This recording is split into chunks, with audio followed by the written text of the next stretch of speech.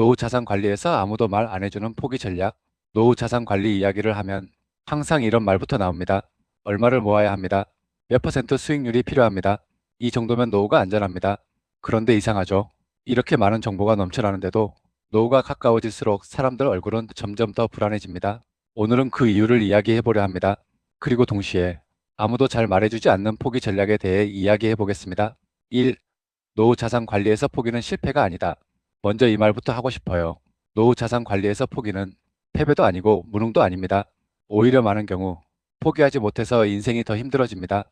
우리는 너무 오랫동안 끝까지 가야 한다. 포기하면 지는 거다. 이런 말들 속에서 살아왔습니다. 그런데 노후는요. 끝까지 가는 경기가 아닙니다.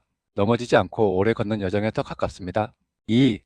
첫 번째 포기 전략 최고 수익률을 포기하라. 노후 자산 관리에서 가장 먼저 포기해야 할 건 최고 수익률에 대한 미련입니다.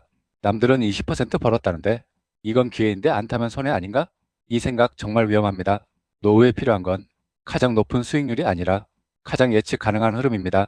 수익률이 조금 낮아도 변동성이 적고 생활 계획이 흔들리지 않고 마음이 덜 흔들리는 차산.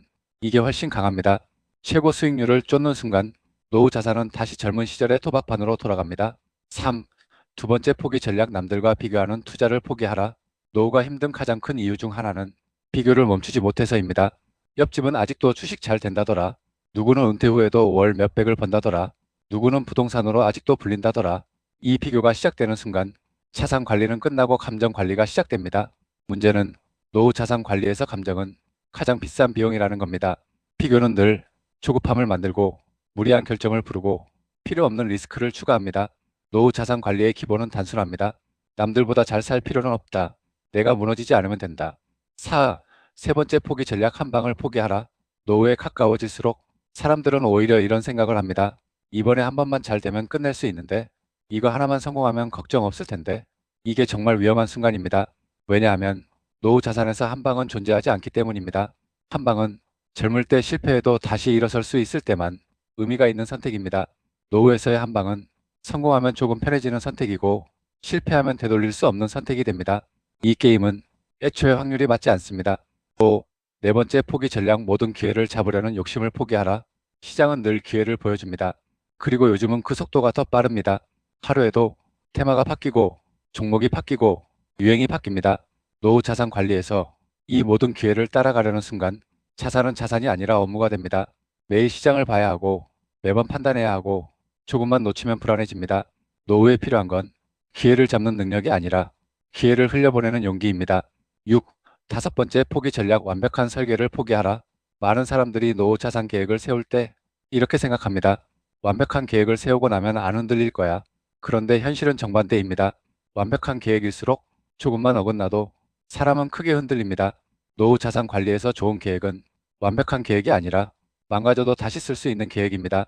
조금 틀어져도 괜찮고 수입이 줄어도 조정 가능하고 상황이 바뀌어도 수정 가능한 구조.